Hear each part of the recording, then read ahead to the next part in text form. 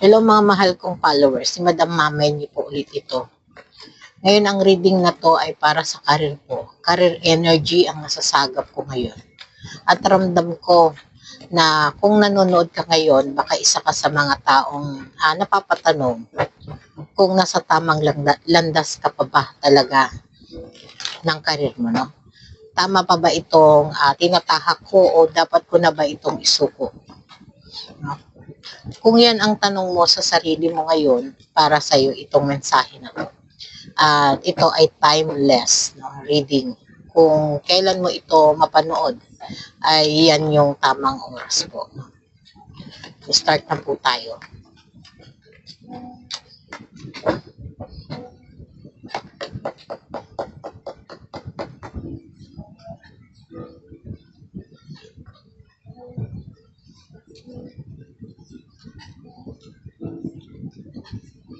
Ay, ito po, no, unang bunot pa lang po, no, pakiramdam ko na parang nawawalan ka na ng pag-asa. No? Alam ko na hindi nagiging madali ito para sa iyo. Kitang-kita po ang energy mo, no? At kung estudyante ka pa, no? Ramdam ko ang pressure sa mga project, exam, pressure ng teacher, no? Friends at family mo. Kung gagraduate ka naman, no, graduating ka ngayon at nasa masteral ka or nagre-review para sa board, mas lalo kang napapagod kasi mataas na yung pressure.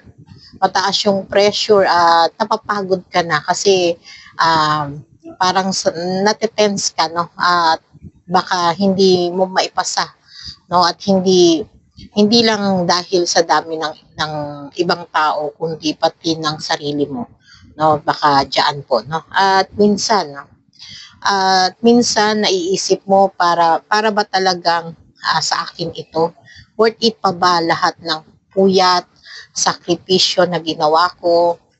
Alam kong dumating ka, no, sa point na parang gusto mo na lang sumuko, no, parang gusto mo na lang sumuko, no, yung ang dami kasing responsibilidad tapos parang kulang pa rin yung effort kahit ibigay mo yung best mo. Nakikita ko din dito na hindi lang pag-aaral ang ginagawa mong paraan, no, o nagtatrabaho ka pa rin, no, at ginagawa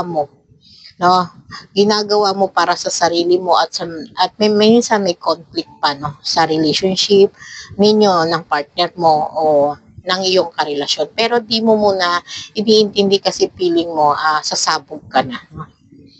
Ito po iyong energy na nakukuha naman natin ng malinaw.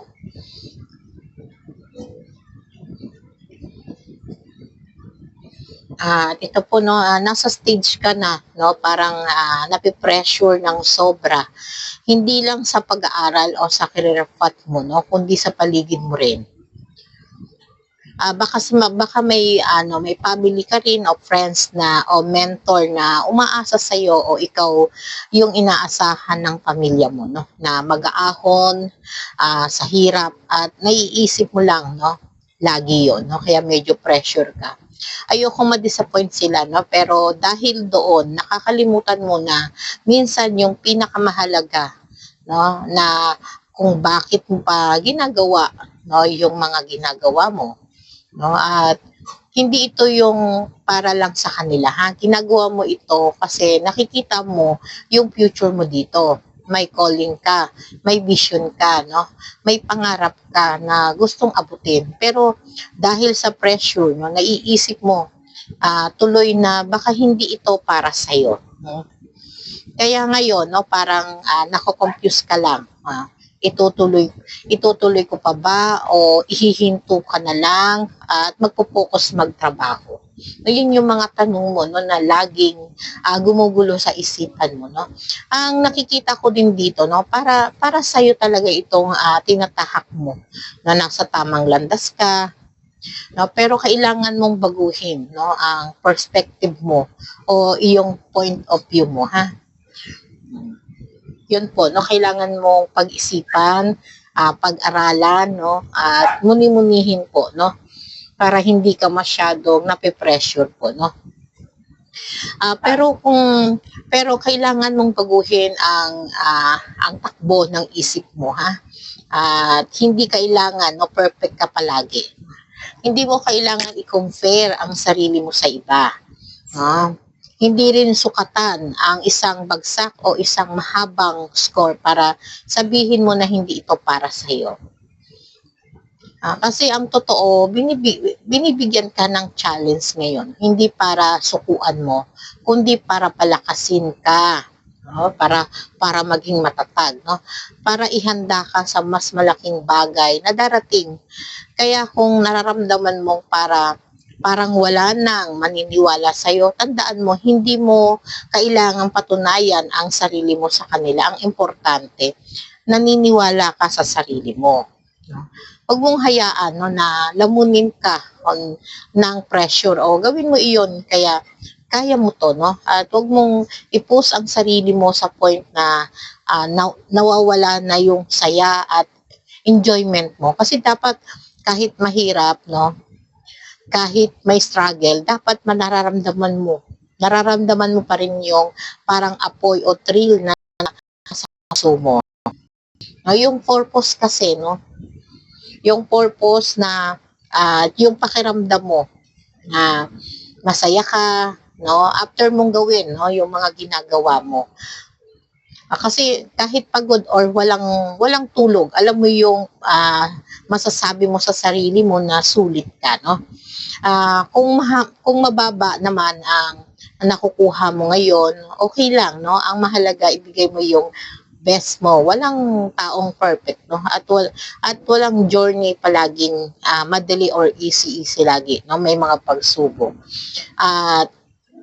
Pero ang tanong, magpo-proceed ka pa ba? O hindi, o susuko ka na? Kahit ilang beses madapa, no? Yun ang mga tanong na nakikita ng totoong success. Kaya wag kang susuko kasi enjoyin mo lang, no, ang mga ginagawa mo, ha? Kahit sobra ka na pong nahihirapan, no? At marami ng mga agam-agam sa isip, sa puso, no? At ang ginagawa mo kasi, no, maniwala ka lang, ha, sa sarili mo at sa skill mo na meron ka, no? At yung aral lang ng aral kahit madaming mali kasi yan tayo matututo, no, na huhubog ang mga pagsubok. Kasi kung may mga makikita ka o maaaring nasasalimin mo ang sarili mo, no, nasuot ang uniforme mo, huwag mong isipin masyado, no, na diploma lang ang pangarap mo.